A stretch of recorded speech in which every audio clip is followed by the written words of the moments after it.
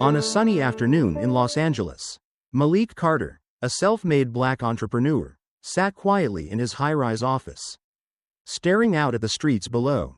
Every passing car reminded him of the nights he used to sleep in his old vehicle because he couldn't afford rent. Now, he was the CEO of Nova Shield Technologies, a tech company that had just beaten out industry giants to secure a $200 million defense contract. His phone buzzed. An email from the producers of the popular talk show, The Morning Exchange, invited him to be a guest on an upcoming segment about the rise of black entrepreneurs in tech. Malik smirked slightly. He was familiar with invitations like this, short appearances where success stories are praised briefly before being forgotten. But this time felt different. Nova Shield wasn't a fresh startup.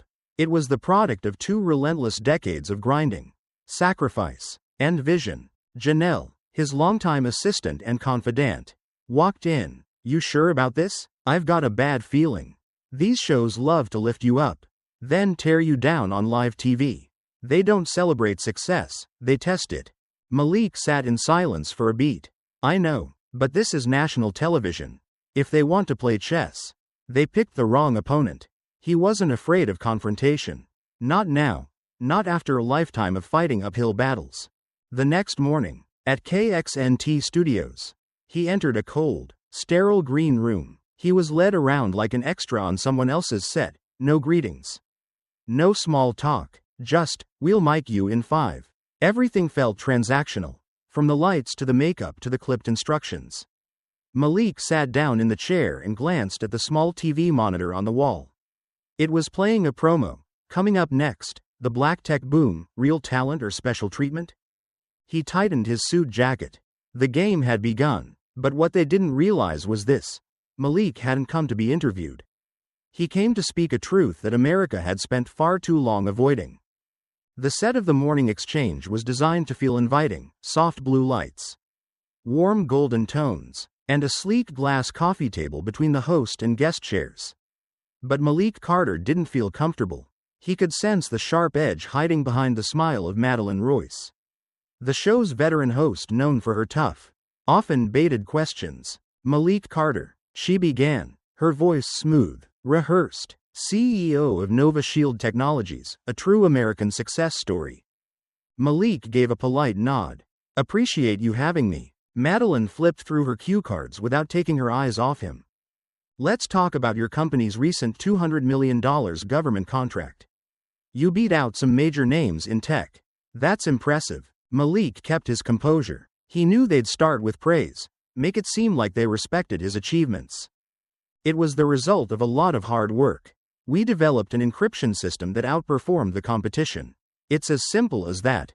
Madeline gave a tight smile, then paused, too long to be accidental. "However," she said, "some in the industry suggest that Nova Shield benefited from minority business incentives. That you had an edge because government agencies are looking to diversify their vendors. That maybe this wasn't just about being the best, but about fulfilling a quota." Malik's hands clenched slightly. There it was. Exactly what he'd expected. "I've heard that argument before," he said calmly. "Funny thing is, when a black entrepreneur wins, it's special treatment. But when a white-owned legacy firm gets the same deal, nobody questions it." The air in the studio shifted. A few crew members exchanged glances. But Madeline stood her ground. "So you're saying race played no role at all in your success?"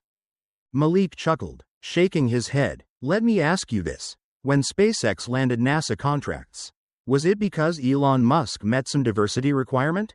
When Blue Origin got government deals, did anyone question Jeff Bezos' background? Or do we only ask those questions when the CEO looks like me?" Madeline tilted her head, her smile still present but her eyes colder. "What about programs like affirmative action? Minority business grants, don't you think they give people like you an extra advantage?"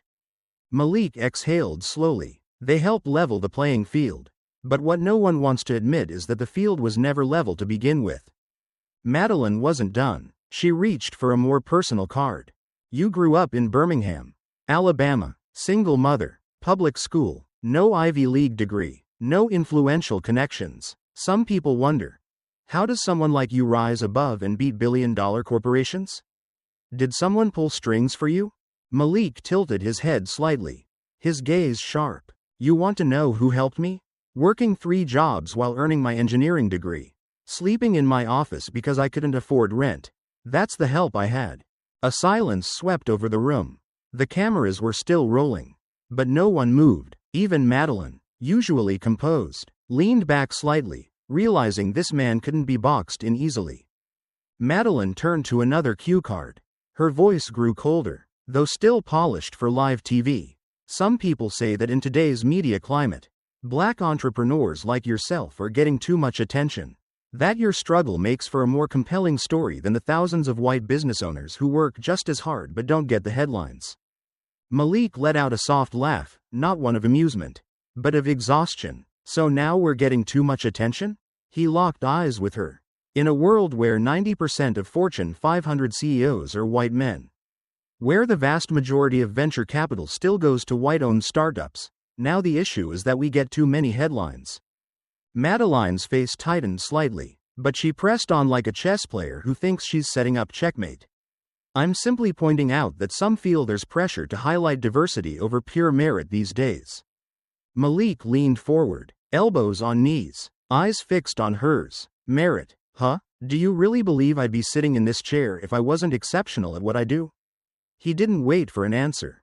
Do you think I got here because of diversity optics? Or because I've spent my whole life breaking down doors others walk through without knocking? The room stiffened. The silence wasn't scripted. No one moved behind the cameras. But Madeline wasn't finished. She ditched her cue cards this time, going off script. Malik, I can tell you're passionate about this, she said, tone carefully neutral. But do you ever wonder if some of this outrage is exaggerated? After all, your success story proves the system can work, doesn't it? Malik paused. He closed his eyes for a brief moment, feeling the heat creep up his spine, not from anger, but from decades of being told to smile through injustice. Then he looked up and spoke calmly, his voice like steel wrapped in velvet. You know what's funny? People love to point to one success story and pretend it means the problem doesn't exist. But if one man climbs out of a burning building, do you point at him and say, see, the fire couldn't have been that bad? Madeline opened her mouth, then stopped. Her composure faltered for a beat. Me sitting here doesn't mean the system is fair, Malik continued. It just means I fought twice as hard to survive it. And that, he paused, is what should make people uncomfortable. He turned his head slightly and looked straight into the camera.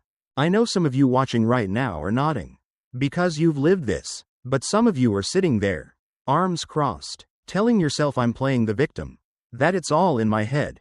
But deep down, you know I'm right. The studio was silent, no commercial break, no rescue from the control room.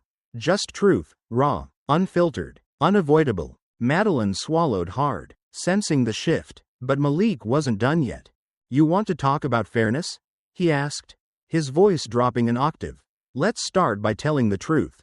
He leaned in, not threatening, just firm.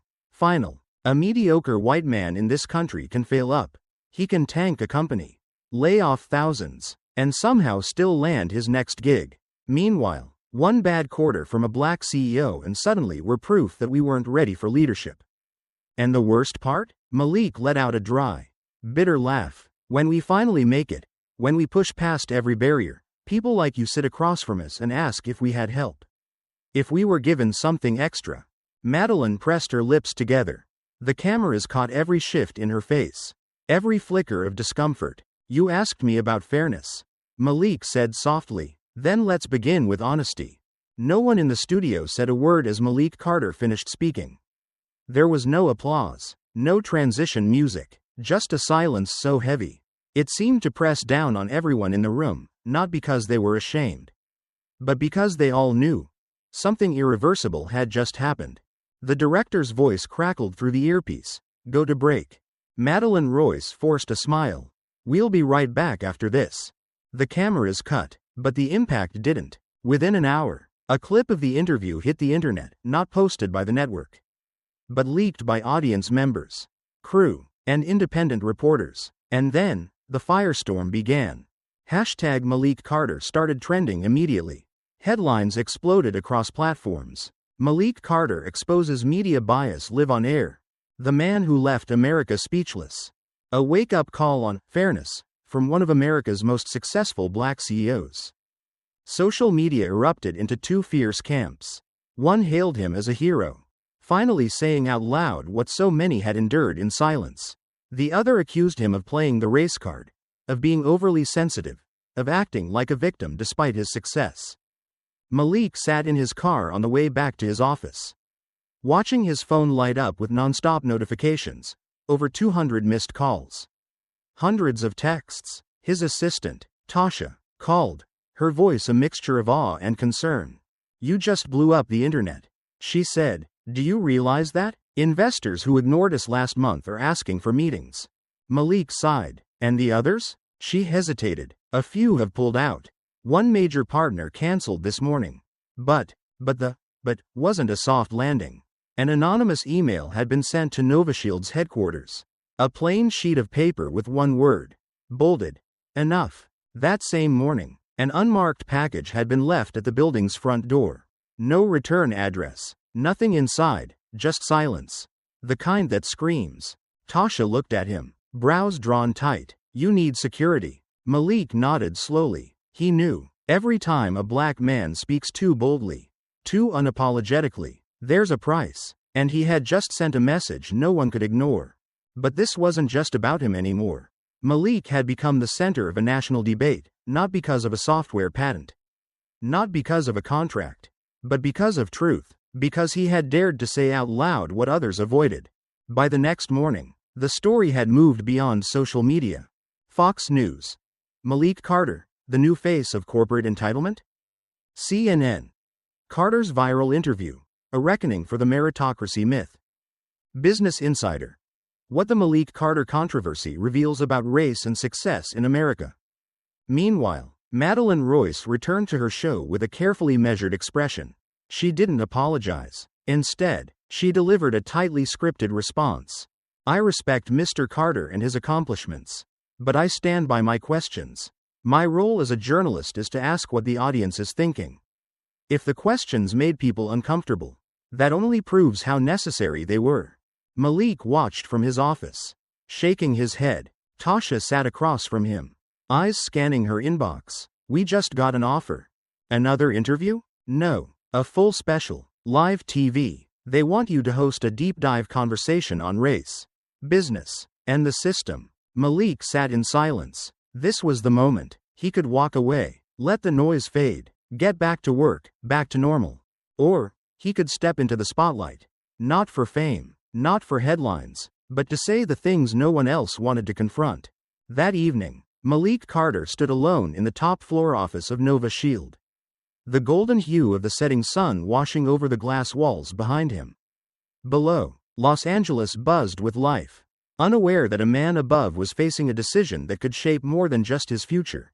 It could shift the path of an entire generation of black entrepreneurs watching him closely.